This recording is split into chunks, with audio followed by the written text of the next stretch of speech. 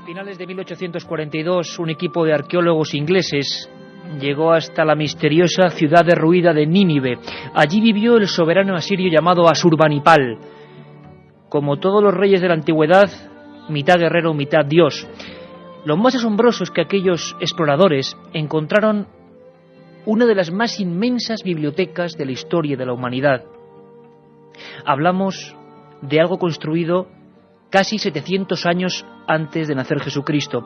En esa biblioteca había 20.720 tablillas, fragmentos escritos de manera cuneiforme. Había un apartado, una especie de pequeño sótano en la biblioteca. Allí se encontraron libros que no estaban al alcance de cualquiera. Uno de ellos era, por ejemplo, el llamado Enuma Anu Enili. También se conocía como Oráculo Maligno. 15 libros al servicio y escritos para Asurbanipal, en el que se describía perfectamente, como en un mapa, la manera de llegar al mundo de los infiernos. Por cierto, que somos Milenio 3. Para nosotros no hay fiesta. Estamos encantados de estar en el estudio 1 de la cadena SER en penumbra. Y por cierto, seguro que Juanma Frasquet me echa la bronca porque esto no sé si se puede hacer. Es un mazacote. Suena un poco brusco, pero quiero que enlacéis conmigo la conexión entre 700 antes de Jesús y el libro que tengo entre mis manos. Un libro de tapas amarillas, ¿verdad, Carmen?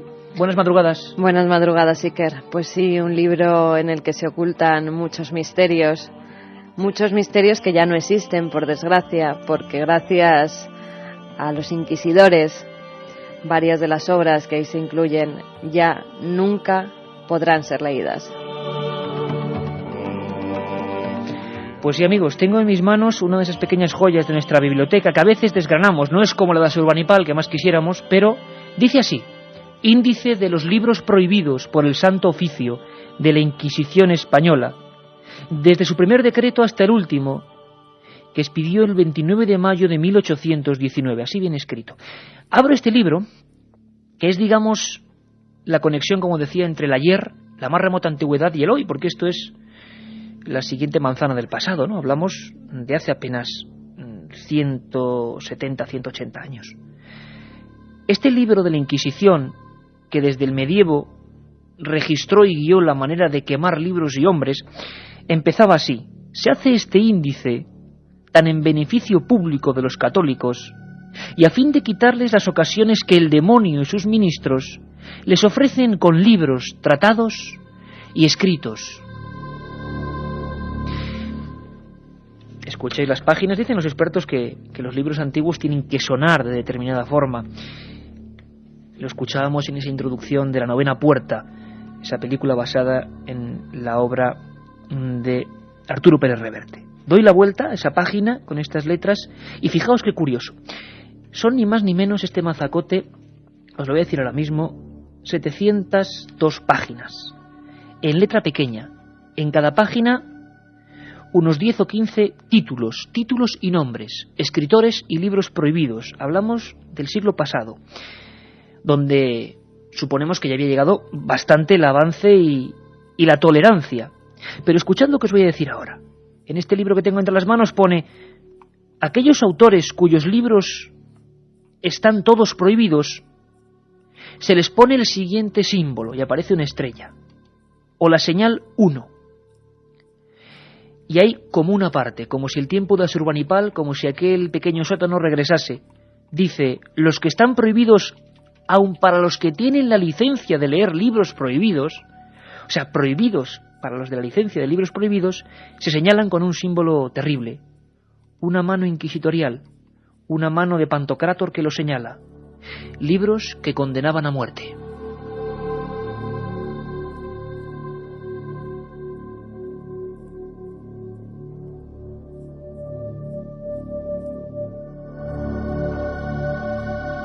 La otra realidad. Milenio 3. En la SER.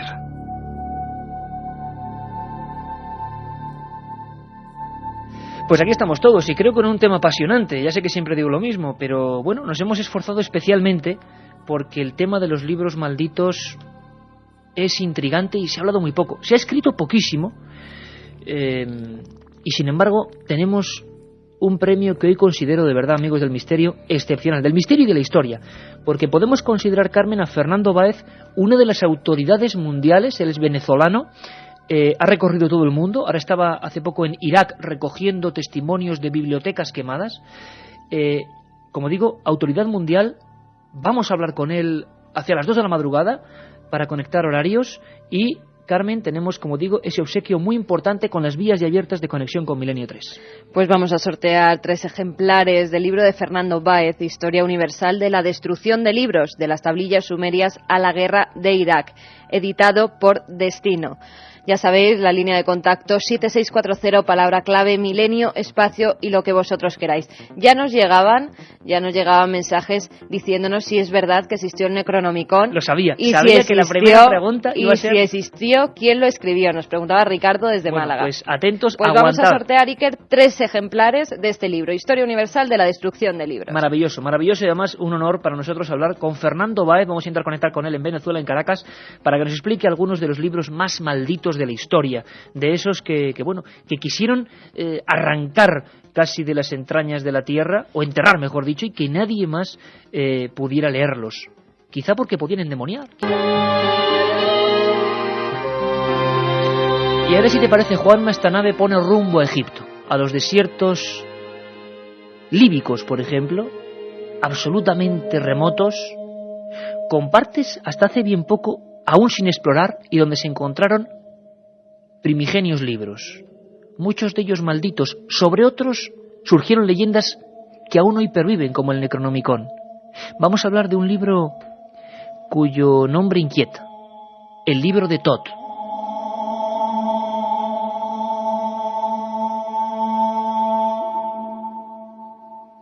Tot fue la divinidad encargada de inventar la escritura entre los egipcios, además de ejercer como secretario de las más oscuras divinidades. Realizó un libro que comprendía medicina, filosofía y magia, donde todas las cosas estaban explicadas y cada situación humana predeterminada.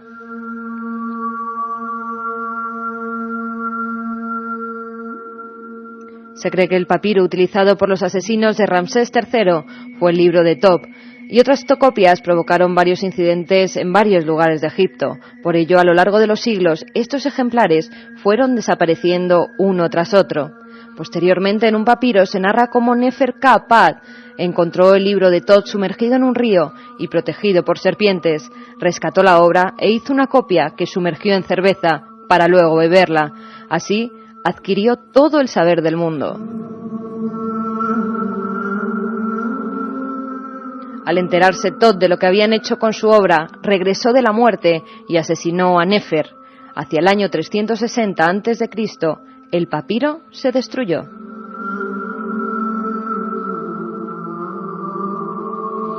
El libro de Tot, junto a aquellos planos del infierno de el soberano asirio Asurbanipal, podrían ser, seguro que hay muchos más, algunos de los que nos han quedado rutas, nos han quedado recuerdos, nos han quedado algún tipo de pequeñas esquirlas. Hablamos de tablillas de arcilla. Seguimos en Egipto porque hubo una mujer, además esto especialmente a las mujeres creo que puede interesar mucho, porque es una tremenda injusticia. Una de las primeras revolucionarias por la lucha de igualdad entre ambos géneros fue Hipatia de Alejandría. Dicen que su familia había consultado el libro de Tot, que su generación o su árbol genealógico tenía una serie de conocimientos que no eran del común de los mortales. Pero es que Hipatia además desarrolló una capacidad científica impresionante. Fue una de las grandes sabias de la antigüedad. A muchos quizá no os suena. Fue escritora, fue muchas más cosas. Su vida acabó de forma dramática. ¿Quién fue Hipatia de Alejandría? Vamos a descubrirla para mucha gente hoy, Carmen.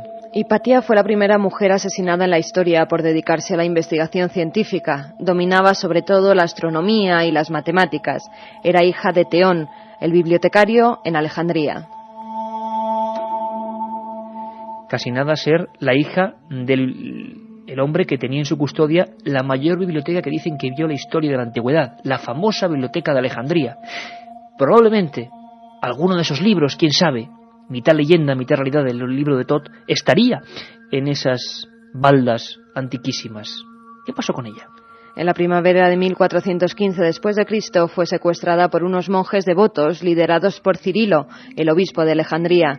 La llevaron hasta la iglesia de Cesario. Allí la golpearon con tejas y con conchas de ostra. Le arrancaron los ojos y la lengua, y cuando ya estaba muerta la despedazaron y la sacaron los órganos y los huesos para finalmente quemar sus restos.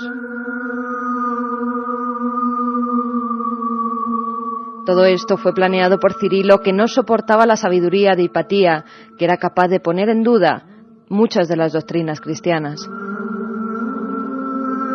Había hecho por lo menos que se sepa a día de hoy, imaginaos qué tipo de joyas, qué libros que fueron por supuesto maldecidos el día después de su muerte, destrozados con ella, 3 tratados de astronomía y de matemática, profundísimos.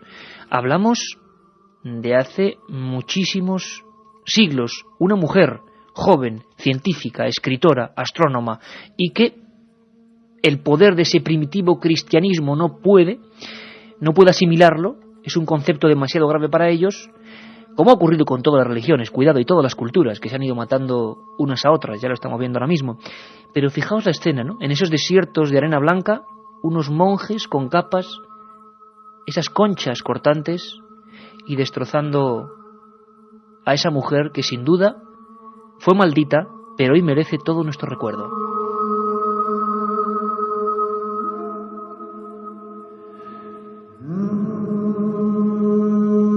Milenio 3, con Iker Jiménez, en la cadena SER.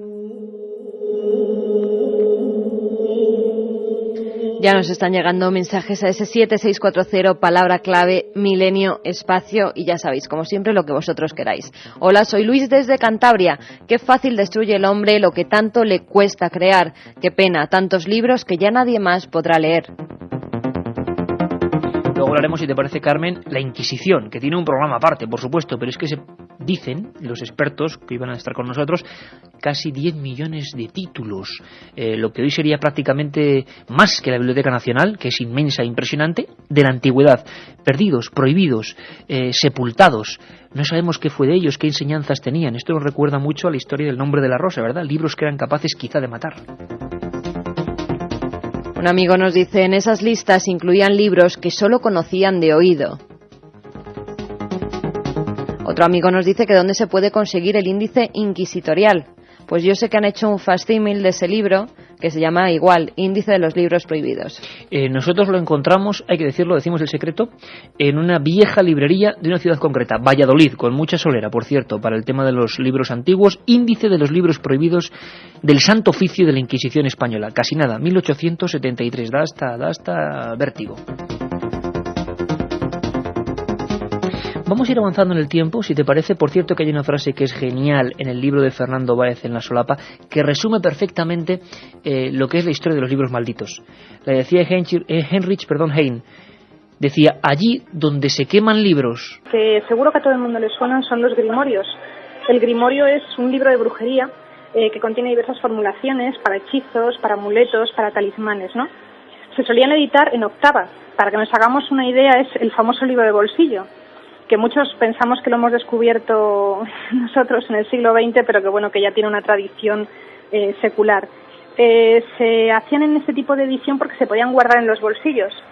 Cualquier persona que se encontrase un libro de este estilo, pues claro, era perseguida por la Inquisición, de ahí que pudiese ocultarse fácilmente, ¿no? Los más famosos son 3, fundamentalmente. Uno es la clavícula de Salomón, en relación al rey Salomón, al rey hebreo, que bueno, que tuvo fama de ser uno de los magos más importantes de la historia. También tenemos el grimorio del Papa Honorio y el grimorio del Papa León. En realidad no existieron, se les atribuye a estos papas porque la característica de los grimorios es que siempre se atribuyen a personajes célebres. También tenemos otros muchos de menor importancia, como puede ser el del pequeño Alberto, relacionado con Alberto el Magno, uno de los sabios más importantes de la historia, o con Paracelso, o con Agripa, que es un mago también muy destacado. Nombres de magos, de alquimistas, que vamos a ir descubriendo un día, y sé que me criticáis mucho y yo lo acepto porque tengo esos defectos de decir constantemente que haremos un programa sobre eso, pero es que está claro, la Inquisición, la alquimia, surgen 1000 historias. En esa época ya y sobre todo relacionado con una figura como Carlomagno, surge un libro parecido a ese Necronomicon, que es la estrella de los libros malditos y que luego vamos a analizar profundamente. El Enquiridión. Algunos hablan de uno de los libros más buscados. Efectivamente, Iker, se dice que es el libro más buscado del mundo. También dicen que Carlomagno recibió un ejemplar del Papa León III. Se trataba de una obra escrita en caracteres de cábala. Contenía una revelación primitiva universal donde se explicaban los secretos de la naturaleza. ¿Te has dado cuenta, Carmen, qué curioso que hemos pasado por Asurbanipal, por Egipto, ahora el Enquiridión, y casi todos son libros que explican lo inexplicable, ¿no? Es muy curioso, explican lo que el hombre en ese momento no podía ni siquiera atisbar. La existencia de este libro está en duda, no sabemos si es verdad o es leyenda, ya que no ha llegado hasta nuestro tiempo ni un solo ejemplar, aunque se especula que si queda alguno puede encontrarse, ¿dónde puede ser? No hay otro sitio, en la Biblioteca del Vaticano. Y es que hablando, había que preguntarle, fíjate, hoy no lo tenemos, a nuestro querido compañero y amigo y sacerdote y periodista, muchos años en el Archivo Vaticano, Manuel Robles, ¿cuántos kilómetros eran de archivos, de librerías del Archivo Vaticano? 190 kilómetros. Creo que 90. 90 kilómetros inventado los otros 100. de baldas y de estanterías, que no es poco, ¿eh? Que sí, no es poco. Madre mía. Bueno, y tenemos por aquí a Katia, entre papelajos, entre libros de tapas amarillas, da hasta un poco de cosa, ¿verdad? Libros como este, ¿verdad, Katia? Sí, pero hoy me gusta mucho el tema, hoy no me está dando miedo. Estoy muy contenta porque además he aprendido un montón de cosas preparando el programa. Venga, vamos a ver qué preguntan nuestros amigos y recordamos sobre todo, Katia, si te parece el libro de Báez, que de verdad que es una joya. Sí, se llama Está editado por Destino, Fernando Báez, Historia Universal de la Destrucción de Libros de las tablillas sumerias a la guerra de Irak. Una joya de libro que ha publicado Destino, pero que nosotros vamos a regalar entre todos nuestros oyentes. En total, ¿cuántos libros? ¿3 o 5? 5. 5 libros. 5 libros de Fernando Báez, que son un lujo tenerlos, ¿eh? Bueno, mensajes de los oyentes. ¿Qué me decís de las bibliotecas del sótano del Vaticano y la de Alejandría? Alberto de Irún, como siempre los oyentes. Que tendríamos muchas ganas de entrar en, sobre todo en la del Vaticano. Porque sigue habiendo zonas prohibidas. Sí. Creo que se ha abierto, dicen, hasta el 28, hasta el 34, pero claro, ¿alguien se cree que se ha abierto todo? Yo desde luego. La de Alejandría se reformó hace 2 años, que es una auténtica maravilla. Podríamos hacer un programa desde allí. Ojalá. Bueno, nos dice un oyente, ¿habéis visto Posesión Infernal? ¿Existe algún libro escrito con sangre y forrados de piel humana? Creo que el Necronomicon va por ahí, que algunas de las copias, cuidado, es que el Necronomicon y otras ideas de libros han generado seguidores, sea el libro real o no, seguidores que intentaban imitar ese libro del que habían oído, y algunos eran auténticos pactos satánicos, e incluso pezuñas de chivo en sangre y manos de niños ensangrentadas. Impresionante ver algunas de estas imágenes. Rafa es de Ferrol. ¿Existieron los libros citados en la séptima puerta? Me parece que se refiere a la novena puerta, el libro de Pérez Reverte, Arturo Pérez Reverte, que además es la película que hemos puesto para empezar el programa. Pues además, Katia, que sigan muy atentos a la segunda hora porque vamos a volver a escuchar escenas de esa película. ¿En qué se basó esa película, de ese libro infernal, Ars Diaboli, como decíamos en un principio? ¿Cuál es el libro que genera eso? ¿Y qué realidad hay? ¿O hasta dónde podemos llegar? Bueno, oyentes que se van incorporando, no está muy claro porque nos dice Óscar de Madrid, por favor, decidme qué grado de credibilidad tiene el libro del Código Da Vinci. Necesito saberlo, gracias. Hicimos 2 programas dedicados a ellos, lo puede bajar de la página web www.ikerjimenez.com www.ikerjimenez.com, acceden a la web y se pueden descargar los programas siempre con el permiso de la SER. Es una novela, el Código Da Vinci es una novela, lo que pasa que hay toda una historia por detrás que fue verdadera. Que yo creo que había que escribir un libro contando la verdadera historia de Hermes de Sato. No es mala idea, no es mala idea. Un oyente que nos dice, siento pasión por los libros, qué gran delito destruirlos. Sí, señor. Habla de los evangelios apócrifos, por favor. Saludos desde los Gran Canarios. Muy bien, un abrazo muy fuerte para Gran Canaria. Y además, importante, Katia, porque hemos tocado en alguna ocasión los evangelios apócrifos, que serían, sin duda alguna, fíjate, no los hemos mencionado hoy, es que nuestra audiencia está siempre atenta, los primeros grandes marginados del cristianismo, esos otros libros y papiros que contaban otra historia de Jesús, otra historia de las Sagradas Escrituras y que fueron sistemáticamente prohibidos, a pesar de que algunos estuvieron más cerca de Jesús que las propias crónicas, entre comillas, oficiales. Volveremos a hacer un programa sobre los evangelios. Un tema que la verdad que no es lo que pretendemos. Javi de Almería nos dice, no sé si volveré a leer después de esta noche un libro. No, pues al revés, porque lo que queremos es, y siempre hacemos el domingo, o casi siempre, la sección de biblioteca, porque Internet está muy bien, pero, por ejemplo, cuando uno quiere entrar en estos temas hay que ir a las bibliotecas y hay que adquirir libros, leerlos, cogerlos, porque están grandes historias. Imaginad lo que estamos hablando hoy, 10 millones de libros solo en el medievo perdidos. ¿Qué contendrían? Madre mía, qué Bueno, increíble. otros oyentes que nos preguntan por un libro que fue polémico hace unos años. ¿Cuál fue la parte más polémica de los versos satánicos de Salman Rushdie? Sevilla, Moisés, Ángel, Bernabé. Interesante, pero hoy no vamos a llegar hasta eso, por lo tanto haremos una segunda parte. Libros malditos en el siglo XX. Sería ya mucho estirar el tema, pero como sabemos que va a dar para una segunda parte, lo haremos. Hoy nos quedaremos más o menos en el Renacimiento y ya veréis qué cantidad de temas. Os esperamos con Fernando Báez, autoridad mundial e historiador en la historia de los libros malditos, Necronomicon y muchas más cosas. 7640, palabra milenio, ya lo sabéis, 5 libros.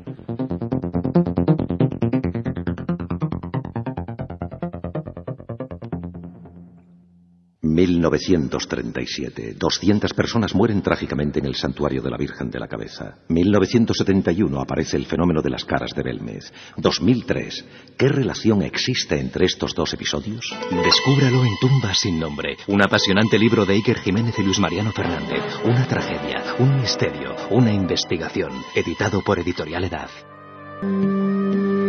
Y es que esta música de Rodrigo Leao casi nos teletransporta a esas gigantescas bibliotecas polvorientas, con libros a veces situados al revés o escondidos en pequeños habitáculos. En esta hora vamos a descubrir y aprender juntos muchas cosas.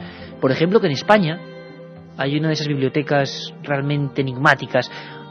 O sabremos cuál fue la biblioteca secreta del mago John Dee. Conoceremos eso, el Necronomicon a fondo, o la estenografía, libros de magia, libros que decían que podían enseñar lo invisible, libros incluso para comunicar con los muertos. O por lo menos, eso es lo que pensaban los autores que lo hicieron. Algunos fueron enterrados vivos, otros quemados, y para mechas utilizaron las páginas malditas de esos libros, la historia eterna de la intolerancia de la humanidad, y los objetos para mí más poderosos que puede hacer el hombre. Casi tan poderosos, o quiero creer que más que el cualquier arma y cualquier fanatismo, los libros, donde todo queda escrito para la historia. Y estamos a punto, vamos a ver si la conexión es buena. Pedimos cualquier tipo de disculpa porque la conexión es con Venezuela. Vamos a ver si podemos, están intentándolo nuestros amigos, conectar con Fernando Báez, toda una institución. Pero antes, Carmen, importantísimo, amigos de Milenio 3, coger lápiz y papel rápidamente porque hay una de esas citas que se nos venía olvidando, y es normal con los programas que hemos tenido, el programa durísimo y emocionante a la vez del viernes pasado. Carmen, hay una cita, una charla coloquio, un encuentro de amigos con los amigos de Milenio 3, ¿no? Y Borja desde Alcalá nos lo preguntaba, nos decía que si podíamos repetir lo del próximo jueves. Bueno, pues allá va. Vamos a hablar, como no, también de libros. Esperemos que a nosotros no nos quemen. Será por ahí se va a andar, ¿eh? Será en la calle Serrano, número 52, en la Sala Ámbito Cultural del Corte Inglés. El jueves, día 25, a las 7 de la tarde. Jueves, día 25, a las 7 de la tarde, Serrano, número 52, en la Sala Ámbito Cultural. Y me dices la terna, los tres espadas, como diría Manolo Molés. Van a estar David Zurdo, Francisco Contreras... Cuatro. Me querías dejar fuera, ¿eh? No, el novillero que debutaba con espada es David Zurdo, con su polémico Código B, que por cierto no quiero enredarme, pero hay cada uno por ahí que, bueno, claro, la polémica del Código B, pero vamos a dejarla aparte. Todas las preguntas que queráis en torno al Código B, pues ahí estará el informático David Zurdo para resolverlas. Bueno, y además de Francisco Contreras y David Zurdo, estará Iker Jiménez y también estaré yo, Carmen Porter. Y todo el equipo, porque Katy dice que también se va a apuntar, y todo el equipo. Y a Juanma, si le dejan, pues coge la nave del misterio. Y Carlos Nicolás, que saludo desde el fondo, cada vez somos más. Y siempre en penumbra. Jueves a las 7. Jueves día 25 a las 7 horas, Serrano número 52, Sala Ámbito Cultural del Corte Inglés. Bueno, pues con este fondo 1 característico estamos ya esperando la conexión con un hombre nacido en San Félix de Guayana, Venezuela, considerada máxima autoridad mundial en el estudio de los libros condenados. Colaborador habitual de los más prestigiosos periódicos en 18 países, y hasta hace bien poco estaba en Irak en calidad de experto del área de historia, integrando bibliotecas perdidas y buscando rastros de la destrucción cultural de ese país. Su libro, Historia Universal de la Destrucción de Libros. Una obra imprescindible, y es un honor para nosotros saber algunos de sus secretos, de los libros malditos que a él le intrigan. Don Fernando Báez, desde Caracas, buenas noches. Buenas noches, Iker, ¿cómo estás? Pues encantados de tenerte en Milenio 3. Fernando, hay varias partes de tu libro que nos interesan especialmente porque hablas de libros realmente misteriosos. Hubo una época, al parecer, en el medievo, en el que los libros de magia, los libros de ocultismo, los libros de alquimia, eran severamente castigados. ¿Es esto cierto o es una leyenda? Ciertamente, en el campo de la magia, de la astrología, en el campo de las predicciones y en ciertos casos específicos de libros que contienen textos alquímicos, la persecución ha sido incansable, ha sido incesante. Lamentablemente, pues eso nos ha impedido conocer algunas obras porque pareciera haber como una conspiración directa que trata de impedir que su mensaje llegue hasta nosotros, ¿no? Como es el caso, por ejemplo, de uno de los libros más raros del mundo, que es la esteganografía, por ejemplo, del abad Tritén, ¿no? Jean Tritén.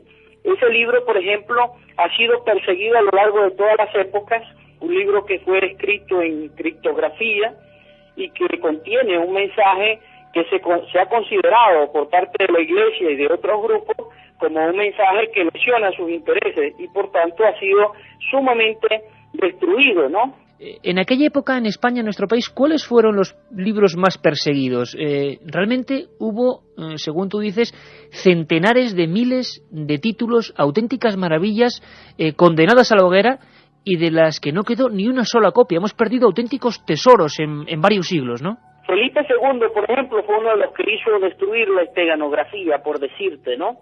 Fíjate, la biblioteca de Enrique de Villena, no sé si pues muchos españoles estén muy al tanto de la obra de Villena. Villena es uno de los grandes realmente astrólogos de todos los tiempos, traductor de la Divina Comedia, de la Eneida, y sus libros el día de su muerte fueron recogidos y destruidos, porque muchos de sus manuscritos contenían tesis sumamente novedosas y que cuestionaban, por supuesto, el poder de la Iglesia. Así que este asunto, como muy bien lo señalabas en tu pregunta, pues no es nuevo en España y se ha caracterizado por la persecución de obras muy puntuales, manuscritos realmente que hubieran dejado muy buena estela en el campo del conocimiento, ¿no?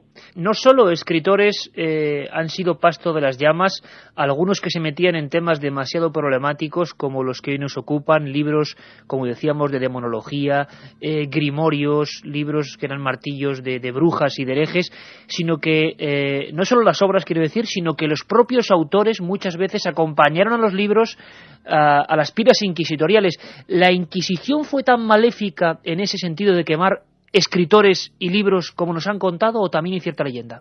Mira, eso es completamente correcto, ¿no? Lo que estás señalando, y por supuesto me imagino que estás haciendo alusión a un caso muy particular de España, que es el de Miguel Servet, ¿no? Que fue quemado junto con su libro Cristianismo Restitutio, un libro que se supone fue quemado porque hablaba de la circulación de la sangre y de otros hechos que completamente, recordaremos pues desde el punto de vista teológico, lo convertían en un verdadero hereje ante los ojos de la Iglesia, ¿no? Pero en el caso de Servet fue quemado, digamos, en unas condiciones muy particulares, porque él viene siendo uno de los primeros hombres que es quemado con su libro. Anteriormente se bastaba con quemar el libro. Cristo, por ejemplo, y Sócrates, si hubieran escrito libros probablemente no hubieran muerto, porque sus libros hubieran sido quemados y los autores hubieran completamente sobrevivido, como fue el caso de Protágoras en el siglo V en Atenas, que sus libros sobre los dioses, un libro del cual no queda sino un fragmento sumamente extraño acerca de su escepticismo sobre los dioses, pues ese libro fue quemado nada menos que por los propios demócratas atenienses, ¿no? Y en el caso de Servet, pues sí se da la particularidad de que se queman junto con el autor. Y lo mismo ocurre con Giordano Bruno. Y en el caso de la Inquisición, pues es bien conocido que quizás millones de libros desaparecieron en sus manos, porque la Inquisición no solamente operó en el ámbito hispano, de España estrictamente, sino también en el ámbito de Hispanoamérica, en Perú, en México, en Venezuela, en distintos países en donde su labor fue nefasta, ¿no?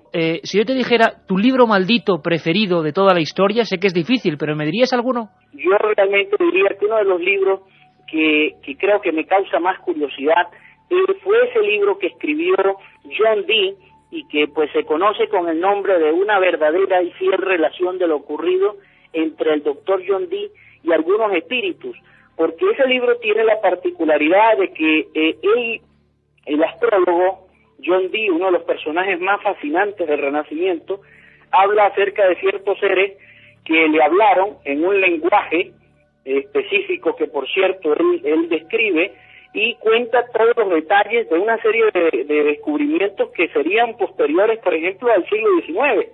Entonces, resulta fascinante realmente esa obra, y saber cómo ha sido perseguida, cómo ha sido censurada, cómo ha sido destruida, pues realmente me resulta, o me hace a mí en particular pensar que se trata de uno de los libros realmente malditos más particulares, ¿no?, que conozcan. Por cierto, una última pregunta.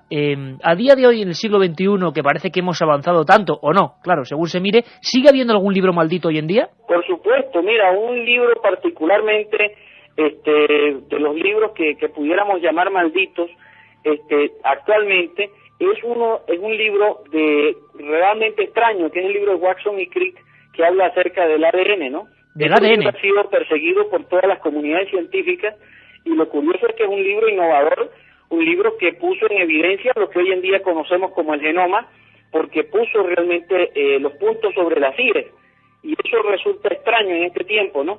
Así que, pues, digamos que hasta dentro del mundo de la ciencia hay libros malditos, ¿no? Hasta el mundo de la ciencia también hay parte de Inquisición, sin duda. Historia universal de la destrucción de libros. Además que hoy vamos a obsequiar con 3 ejemplares de esta auténtica maravilla a nuestros oyentes. Editorial Destino. Fernando Báez, desde Caracas, un abrazo muy fuerte y te esperamos aquí en Madrid cuando vengas a hacer las presentaciones del libro, y será maravilloso tenerte en directo. Un abrazo, compañero. Un gran abrazo, Iker, que estés muy bien, muy buenas noches, gracias por invitarme y gracias a los oyentes. Un saludo a toda España. Una verdadera y fiel relación de lo ocurrido entre el doctor John Dee y algunos espíritus. Vaya título. Libros con poder, libros mágicos, libros negros, libros malditos. Y muchos de ellos, a partir de cierto momento, basados, inspirados, bebiendo en una obra misteriosa donde las haya. La esteganografía, así se la mencionaba. Si quieres, Carmen, antes de explicarlo, escuchamos un momento a la historiadora Mar Rey, autora de libros como Alquimia, dentro de poco de Magos y Reyes. Vamos a escucharla. La estenografía es un texto que circuló manuscrito durante muchos años, aproximadamente 150 años, hasta que se publicó impreso en la primera mitad del 17. Digo que estaba relacionado con la radio, pues porque este Abad Tritemio lo que pretendía era que las personas se pudieran conectar y comunicar entre sí a través, podríamos decir, de los ángeles. La magia natural de la edad moderna da muchísima importancia a los ángeles como medios con los cuales una persona, si elabora una serie de conjuros determinados, puede comunicarse y de esta manera pues poder saber qué es lo que está ocurriendo en otras partes del mundo. Es decir, el Abad Tritemio, en pleno siglo XV, está inventando una cosa tan fabulosa como la que tenemos en el momento actual, que es la radio, adelantándose en casi 400 años. Es apasionante de leer y tuvo muchísima influencia en todos los magos de la época. Y apasionante escuchar a una autora, escritora, historiadora, especialista en muchas materias como Mar Rey. De verdad que es un lujo tener colaboradores como ella, porque yo siempre me la imagino como alguno de esos personajes, pues no sé, de alguna obra como la de Manuel Pimentel, el político y escritor, la de Puerta de Indias. Te imaginas a la investigadora buscando entre archivos, o alguna que otra protagonista, por ejemplo, de las novelas medio extrañas, góticas, con códigos secretos de Matilde Asensi, que siempre suelen ser chicas jóvenes investigando. Pues Mar Rey, de verdad que es un ejemplo. Pero ¿cuál es esa obra extraña? ¿De dónde surge? ¿Por qué anticipó una comunicación a través del espacio 400 años de la radio antes? Bueno, vamos a descubrirlo. El autor era un tal Jean Tritem, Carmen, que también se españoliza el nombre, se llama Tritemio, ¿no? También se le llama Tritemio, el Abad Tritemio. Jean Tritemio fue miembro de una sociedad secreta, la Cofradía Celta, donde se estudiaba astrología, cábala, magia, matemáticas y literatura. Se convirtió en abad de Sponheim, donde creó una biblioteca monástica monástica. Monástica. Sus estudios sobre la cábala hebrea los resumió en 8 tomos que tituló Esteganografía. Era un manuscrito dictado durante un sueño, según decía. En esas obras se describían métodos de escritura secreta, telepatía y telequinética. Felipe II la hizo quemar por miedo a la divulgación y desde 1609 apareció en los índices prohibidos de la Iglesia. En las escuelas de Roma se enseñaba a escribir taquigráficamente porque era una herramienta de trabajo conveniente para transcribir conversaciones y muchas de esas obras se utilizan en ese momento pues para transcribir obras. Sistemas de taquigrafía, telepatía, telecomunicación, elementos que parecen demasiado futuristas para esa obra que desde luego se quemó, es la conciencia que tenemos, en 1609, por miedo y por parte ni más ni menos que de Felipe II. Pero Fernando Báez nos hablaba de que si él elegiría un libro maldito entre todos, sería el de John Dee, ese del que he dado antes el título. ¿Quién era John Dee, Carmen? Un personaje también misterioso y que yo desde luego casi no conocía, y que ahora con esta pequeña ficha podemos aproximarnos. Un hombre que influyó en todos los magos de la época y en muchos magos españoles que sobre todo estaban en Toledo, donde vamos a viajar dentro de poco. Y también en la corte. John Dee nació en Inglaterra en 1527, fue astrólogo, matemático, espía, mago y escritor. Convenció a varias reinas como María Tudor e Isabel I de que tenía poderes sobrenaturales. Viajó por toda Europa, donde aprendió alquimia y leía continuamente la esteganografía. Aseguraba que podía hablar con los muertos y que podía transformar el plomo en oro. Durante uno de sus viajes, la biblioteca de su casa de Montalc fue saqueada y miles de textos esotéricos se perdieron. 50 años después de su muerte se publicó su libro, que se titulaba Una verdadera y fiel relación de lo ocurrido entre el Dr. John Dee y algunos espíritus. Allí escribía sus conversaciones con seres de otras dimensiones, logradas a través de una piedra negra. Se trataba de seres que viajaban por el tiempo y no por el espacio. Curiosísimo.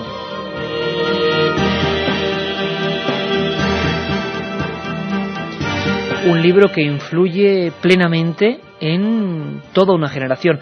Madame Blavatsky fue otro personaje importante, madre de muchas culturas extrañas que surgen en un momento dado en diversas partes del mundo, que se centran en una nueva filosofía, se llama teosofía. Bueno, parece que hay un libro de Madame Blavatsky, mucho más moderno por supuesto, pero que también es como esa pieza que muchos bibliófilos, muchos seguidores de libros malditos, como Fernando Báez, como Jesús Callejo, como tantos otros, persiguen. Vamos a preguntarle a Jesús Callejo de qué trata ese libro que está en sus sueños de perseguidor, como los protagonistas de esa novena puerta de Pérez Reverte.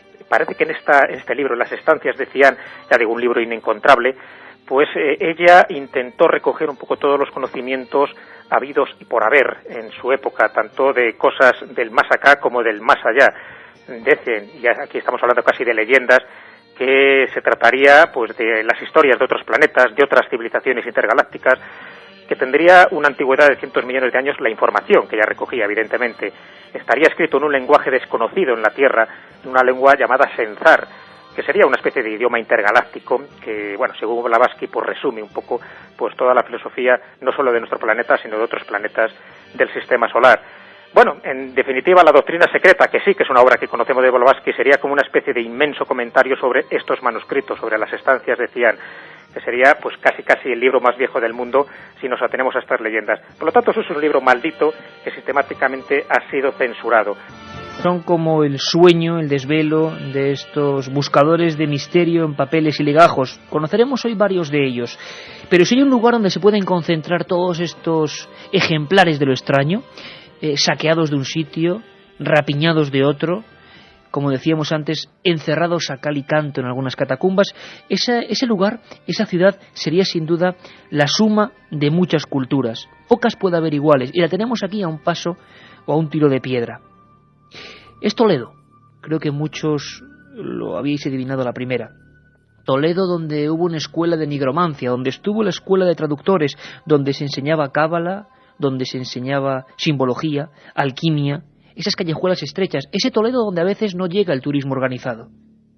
Hay un experto, matemático, profesor de la Universidad de Castilla-La Mancha, Fernando Ruiz de la Puerta, que hemos tenido la fortuna hace apenas unas horas de de charlar con él, de estar con él recorriendo Toledo, recorriendo algunos lugares mágicos, y nos hablaba de eso, de cómo bullía aquella ciudad, de cómo se editaban, de cómo se copiaban, de cómo se imprimían los libros malditos. Quizá el mayor centro mundial, en un momento dado de nuestra historia, donde se producían, como digo, salían de las máquinas y de las muñecas y de las plumas, libros misteriosos, libros condenados a la hoguera. Escuchamos a Fernando Ruiz de la Puerta. No, es cierto. Aquí se traducían libros de alquimia árabes, o sea, libros de astrología, libros de medicina, por supuesto, libros de leyes, jurídicos, obras filosóficas de Aristóteles, pero sobre todo libros nigrománticos, es decir, libros sobre el mundo del demonio, al estilo del Necronomicon, como invocarlos y todo ese tipo de cosas. Y esto no es leyenda, esto es historia, o sea que no, y de hecho se han hecho muchos estudios sobre ello, y hay muchos títulos de estos libros. Están en las bibliotecas, está en la biblioteca en el Escorial, en la Biblioteca Nacional, pero vamos, estos libros existen, y la Biblioteca Nacional de París, la Biblioteca del Arsenal, la Biblioteca del Congreso de Estados Unidos, o sea, estos libros existen, y además con sus referencias, sus fichas y todo. La otra realidad. Fenómenos extraños. Milenio 3. En la SER. Historiadores, bibliófilos, matemáticos, profesores de universidad, expertos que tienen en común la búsqueda de estos misterios. Hablamos de Toledo y vamos a ir hacia otros puntos y vamos a descubrir, está ya a llegar, el Necronomicon, ese compendio de cosas extrañas que nadie sabe si existen o si no, y que tantas preguntas motivan. Pero siguen preguntando por eso y por muchas cosas, ¿verdad? Sí, sobre todo antes he lanzado yo la idea de que nos fuéramos a hacer un programa a la Biblioteca de Alejandría, y muchos oyentes nos piden que, ya que Alejandría les pilla fatal para venirse con nosotros, pues que por qué no lo hacemos mejor en la Biblioteca del Escorial. Pero han sido sorprendente la cantidad de oyentes que nos hacen estas sugerencias, y que no estaría nada mal que nos sigan haciendo, si quieren, sugerencias también al 7640, palabra clave milenio, y la sugerencia, el comentario o lo que nos quieran decir, que sorteamos esos 5 libros de Fernando. Que yo he dicho 3 otra vez, que me equivoco. Como siempre son 3, hoy son 5. Por cierto, Biblioteca del Escorial, vamos a hablar de ella, una de las más mágicas del mundo. Ojalá podamos hacer, como digo yo siempre también, ese programa, porque sería maravilloso, con expertos. ¿Qué pregunta la gente, Katia? Bueno, por ejemplo, Abel nos dice, ¿hay una biblioteca prohibida en Rennes-le-Château? Que yo sepa, no. Había libros que no era muy común que tuviera un sacerdote que no estuviera ejercitado para ello, como el Rituale Romanum, el libro que se utiliza para hacer exorcismos. Y que estaba allí todavía entre las sotanas y entre los objetos de ese cura misterioso. Además muy subrayado, como si lo hubiera utilizado mucho. Eduardo de Bilbao, y me pregunto si antes de quemar los libros los leían enteros. Parece ser que sí, parece ser que las comisiones como esta del índice de los libros prohibidos aquí en España era tan rigurosa que a veces te señalaba la mano esa acusadora o la estrellita y te ponía por qué, e incluso, Katia, qué partes del libro eran prohibidas y qué partes no. Emilio de Leganés nos hace una sugerencia de otro libro, un libro que recoge citas de muchos de estos libros prohibidos que estamos comentando hoy, Formulario de Alta Magia de Piof, editado por EDAF. Qué grande es la lectura, sea cual sea un libro, nunca te deja mal sabor de boca, hay que seguir animando a la gente a leer. José Luis desde Sevilla. David de Zaragoza nos dice, el libro El último Catón habla de la Biblioteca Secreta del Vaticano. Muchos oyentes hacen referencia al últdo Catón. Un libro de tremendo éxito, además. Bueno, seguimos porque dice un oyente, ¿existe en realidad el manuscrito de los maniqueos? Lo he leído en un libro titulado La conspiración de los herejes y no sé si creerme lo que cuenta. Bueno, parece que en muchos libros, vamos a descubrir y solo parte de algunos, hay 50% de leyenda, de mito, de realidad, y lo que los expertos tienen muy difícil es para separar paja y grano. Vamos a poner nuestro objetivo esta noche, que es el Necronomicon, y un lugar, la Biblioteca del Escorial, para saber cuánto de verdad, de misterio y de fraude, que también lo hay, por supuesto, como en todo esto, y con qué nos quedamos. Oyentes que nos dicen que no olvidemos que Hitler también quemó muchos libros. También otros oyentes nos dicen, La Divina Comedia de Dante fue un libro prohibido. Ahora es un clásico y lo encuentras en cualquier tienda. Cristian, en verano voy de vacaciones a Egipto a visitar esa biblioteca. Si puedo, os mandaré fotos. Ojalá, claro que sí. La esperamos, pero rápidamente, además. Iker de Zumaya. Por cierto, milenio3@cadenaser.com, que dicen que pocas veces lo decimos, para cualquier documento gráfico, milenio3@cadenaser.com. Sí, y si no, que nos escriban al apartado 222-28080 de Madrid, a la atención de Milenio 3, y también nos llegan sus Por cartas. ejemplo, para mandarnos un libro maldito. Bueno, vale, pues lo abres tú. ¿Existen libros malditos en las bibliotecas nacionales? Nos lo pregunta Iker de Zumaya. Pues sí, de verdad que sí. En la Biblioteca Nacional de aquí de Madrid, en los fondos bibliotecarios sí que tienen. Claro, como decía antes Katia, ha habido libros malditos que han sobrevivido a épocas de fuego y ahora ya no son malditos. Un oyente, Sergio Valencia, nos dice que hay una marca de ropa juvenil que se llama Necromicon. Caramba. Juanvi de Valencia, ¿cuál es el libro más completo de la Inquisición? Haremos un programa, lo sabía que tenía que hacer esto, sobre la Inquisición, que se cebó también con la historia de varios libros malditos. Si te parece, Katia, vamos con ello, que sigan preguntándonos porque hay muchísimas peticiones, muchísimos títulos y son ellos los que nos dan siempre ideas. Sí, por ejemplo, nos dicen que hay de los libros de profecías, que también eran vetados, Javi desde Barcelona. Otros oyentes nos dicen, tengo una copia electrónica del Necronomicon que encontré en internet. ¿Será de verdad o no? Es muy raro. Juanjo y Rosa de Madrid. Raro será, pero te aseguro que el Necronomicon no es. Vamos a saber por qué. Parece que todo tiene más que ver con el viejo papel. Preparaos porque el viaje que iniciamos ahora es fuerte. Escuchad esta escena, vivir esta escena con nosotros. Es la conversación entre Corso y Balkan, personajes de esa novena puerta. Bibliófilos, compradores, y con otro nombre hablan más o menos de ese mágico, algo parecido al célebre Necronomicon. Escuchad. ¿Dónde lo consiguió? Se lo compré a Telfer. ¿Telfer? Sí, finalmente me lo vendió, el día antes de suicidarse. Muy oportuno.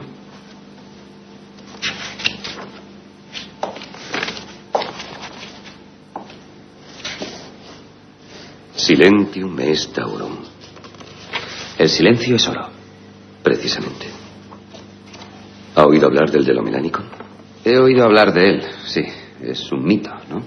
Un libro atribuido a la mano del mismísimo Satán. No es un mito. Ese libro existió. El propio Torquia lo adquirió. Los grabados que ahora admira fueron adaptados por Torquia del Delomelanicon. Forman una especie de jeroglífico infernal. Dicen que correctamente interpretados con la ayuda del texto original y los conocimientos adecuados permitirían convocar al mismísimo príncipe de las tinieblas. Datos.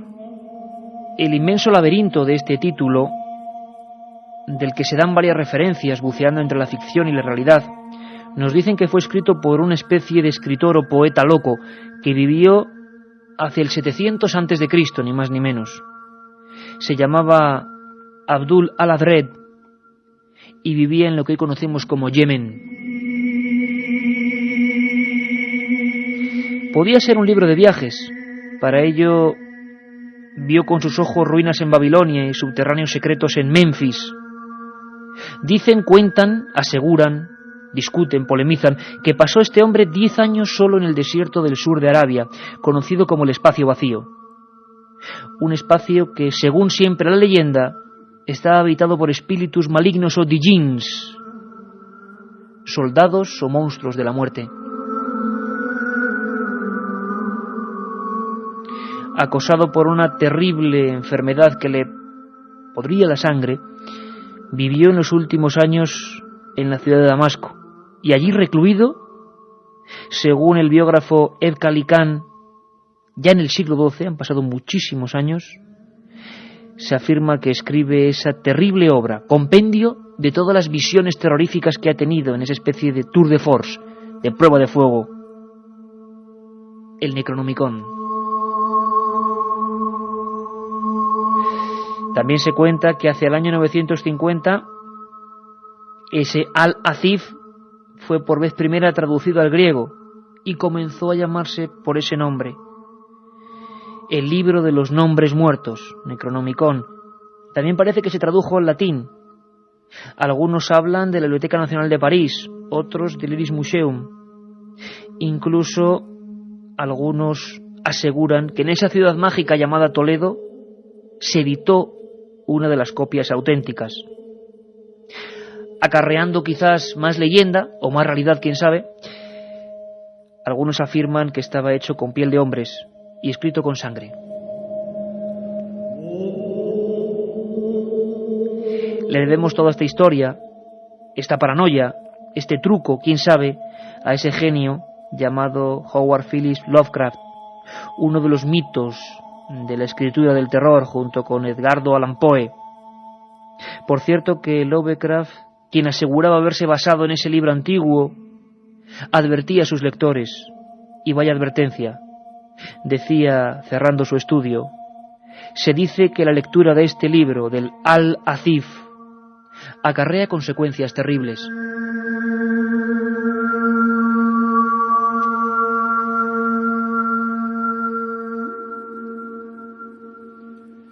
Carmen, ¿verdad? ¿Mentira?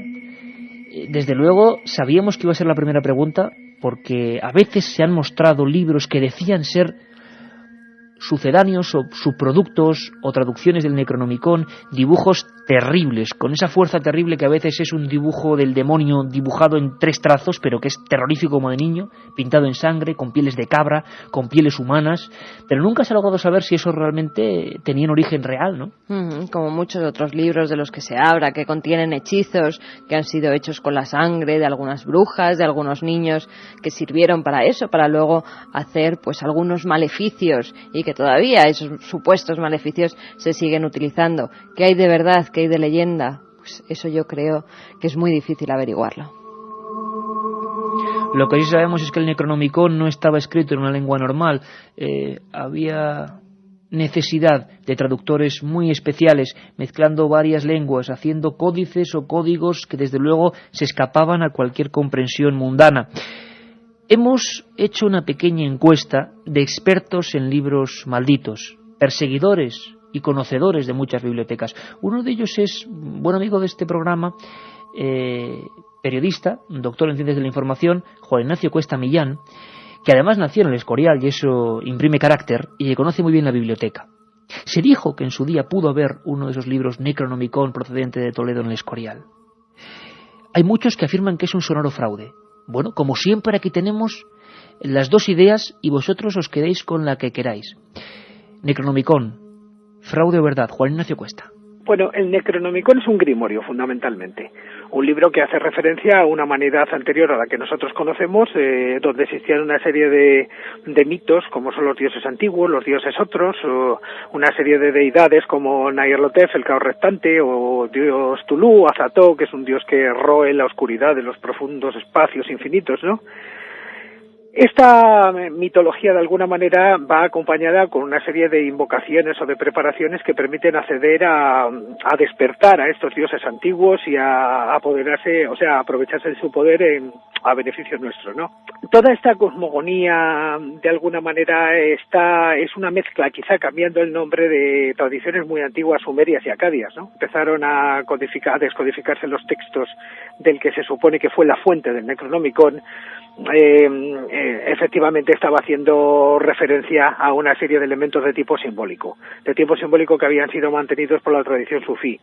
De hecho, el Necronomicon verdaderamente pertenece a una serie de textos transmitidos por la tradición sufí, que posiblemente tienen su origen en las mismas tablas de Asurbanipal, las encontradas en Nínive. Qué curioso el bucle, ¿verdad, Carmen? Volvemos con Juan Ignacio Cuesta a esa biblioteca de Asurbanipal donde empezábamos el programa. ¿Por qué hemos empezado? Nada es casual.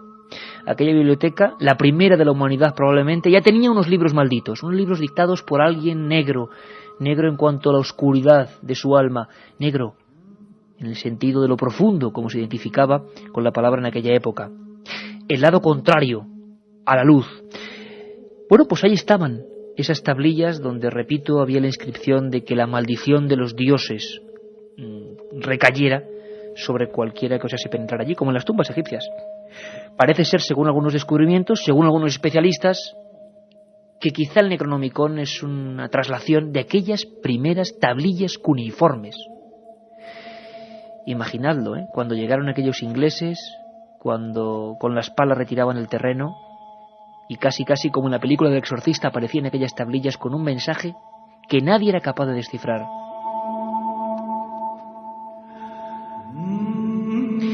Sin embargo, Carmen, como en el mundo del misterio y sobre todo en el mundo del periodismo, división de opiniones, ¿no? Y como en los toros.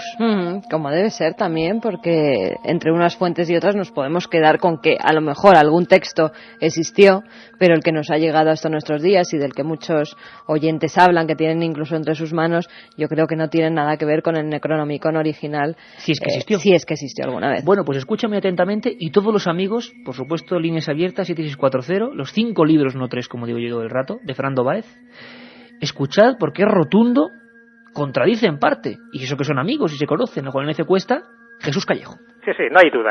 Sabes que es un libro que se atribuye a Lovecraft, pero bueno, no a Lovecraft como autor, sino que él lo cita dentro de sus obras, hablando de que procedía, pues bueno, pues lo que era un árabe loco, que es el que recopiló toda esta información, que en el fondo es un grimorio de fórmulas, casi algunas de ellas satánicas, para hacer cosas imposibles, cosas inverosímiles. Y desde luego circuló por muchísimos lugares el rumor de la existencia de este libro del Necronomicon. De hecho, hay versiones literarias, hay libros. Yo tengo un libro titulado El Necronomicon, pero en la historia, en el origen del Necronomicon, hay más dudas, hay más sombras que luces, hasta el punto que hasta donde yo he podido llegar, la investigación que yo he podido hacer con personas que he consultado, que conocen muy bien todo este tipo de tratados supuestamente de magias, en ninguna parte aparece ninguna referencia sobre la historicidad de este libro del Necronomicon. 2 y 44 minutos 45 exactamente ahora en el reloj de la cadena SER. 13,4 grados en la Gran Vía, estudio en penumbra, todos juntos viajando al espacio del pasado y aprendiendo de los que de verdad saben, aprendiendo de una historia que nunca se nos cuenta y que a veces puede, quién sabe, tener las auténticas claves. Y es que está claro, este programa especialmente, y lo hemos dicho mucho antes de acontecimientos últimos, nunca cree, a primera vista, en las verdades oficiales. Y todo esto del Necronomicon y los libros malditos era precisamente la cara extraoficial, la que nos gusta. Carmen, hace 2 o 3 días, por una investigación que ya comentaremos, recorríamos ese Toledo insólito con varios amigos, un arqueólogo y 2 profesores de la universidad. Apasionante, increíble. Uno de ellos era Fernando Ruiz de la Puerta. Hablábamos, por supuesto, de libros malditos. Estuvo el Necronomicon. Hay crónicas de un Necronomicon auténtico y terrorífico que generaba locura entre quien lo leía en Toledo. Habría sitios en Toledo para esconder este lugar, ¿eh? Parecía que había signos casi que decían dónde estaba el libro, ¿no? Yo me acuerdo, fíjate, Iker, de pasear cuando estuvimos el otro día paseando por el barrio de las Brujas. ¿Te acuerdas que allí además nos dijeron que se habían hecho descubrimientos realmente terribles? Y en algunas de las iglesias que había por aquella zona... Estaba excavando en ese momento en algunos sitios. En algunas de esas iglesias había seres con patas de chivo, una serie de especie de demonios alados cuyas patas eran las de cabra, con las que se identifica casi siempre al demonio. Y es que ciudades como Toledo hay bien pocas. ¿Estuvo el Necronomicon alguna vez en Toledo? Nos responde el matemático y erudito Fernando Ruiz. La historia de si existió en Toledo, digamos, si se tradujo en Toledo. Bueno, hay un autor, investigador, Rafael Llopis, que en un libro suyo de los años 80, que se llama El novísimo Algacife, él hace una referencia a la traducción al Algacife, el Necronomicon, que dice que se tradujo en León al romance castellano con el título del libro de los que dicen los espíritus del desierto, y en Toledo se tradujo al latín con el nombre de Necronomicon. Una pista curiosa. Luego hay más pistas respecto a la posibilidad de la existencia del Necronomicon, en la cual se dice que en el año 1228 un tal Olaus Bormius hizo una traducción del Necronomicon al latín también, que fue impresa en 2 ocasiones, una en el siglo XV en letras negras y la otra en el siglo XVII. Se dice también que el Papa Gregorio IX en 1232 prohibió la traducción que se había hecho al latín y hizo retirarla.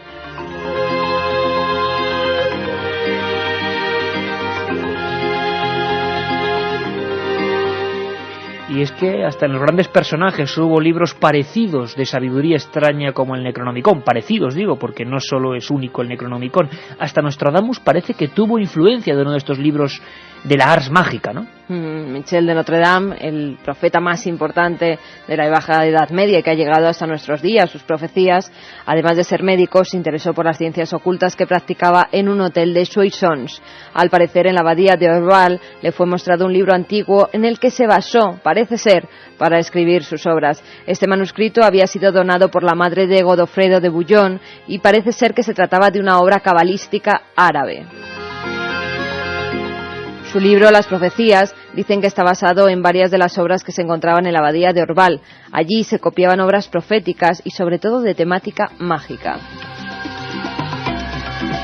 O sea que todo de nuevo, Nostradamus le dan este libro árabe antiquísimo, todo nos lleva hacia esa zona del mundo donde surge, dicen, algunas de las primeras culturas de la humanidad, avanzadas. Bueno, parece que el punto sobre el mapa tiene que estar allí. Por cierto, Carmen, ¿sabes lo que son los martillos de brujas? Pues no. Pues nos lo explica la historiadora Marri Bueno. Tienen mucha más importancia, más que los que escribieron las propias brujas y los propios hechiceros, que en realidad no escribieron prácticamente nada.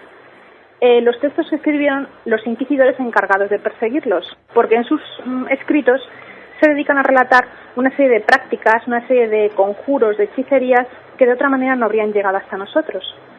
Entonces, en este sentido son muy importantes los martillos de brujas que has mencionado anteriormente.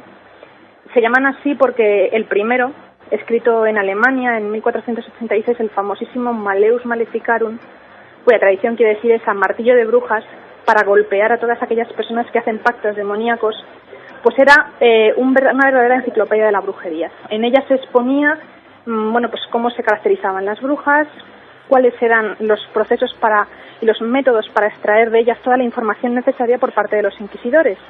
Y luego tenemos los tratados demonológicos propiamente dichos, que son aquellos que escribieron diversos frailes y sacerdotes y que se denominan sobre todo libros de conjuros.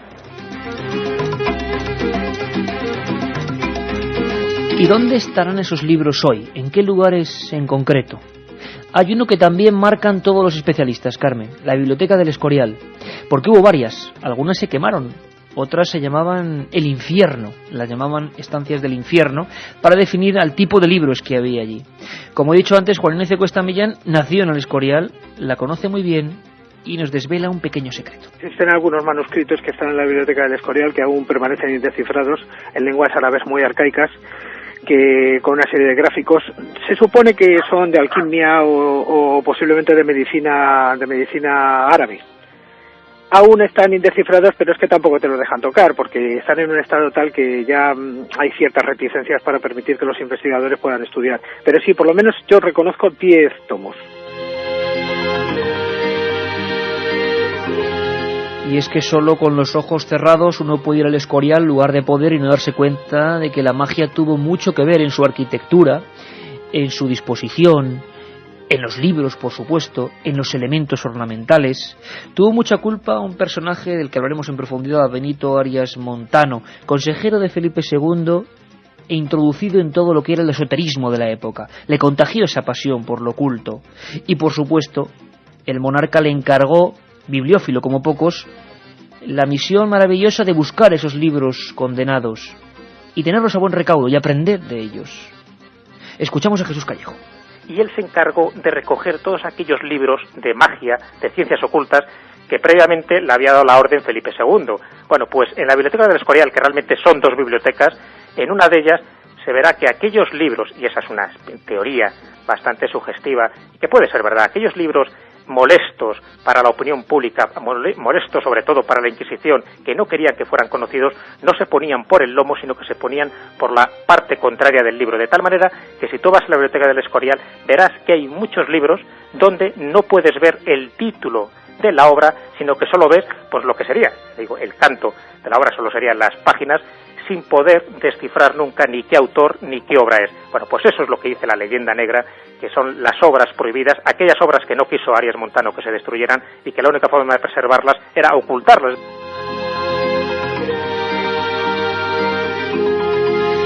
¿Qué esconderá esa biblioteca? ¿Podremos saberlo algún día? ¿Qué dependencias todavía quedan secretas? ¿Qué se aprendió de ellas? ¿Qué tiene que ver, por ejemplo, en la alquimia, en la búsqueda de la piedra filosofal, en la búsqueda del elixir de la eterna juventud? Temas maravillosos.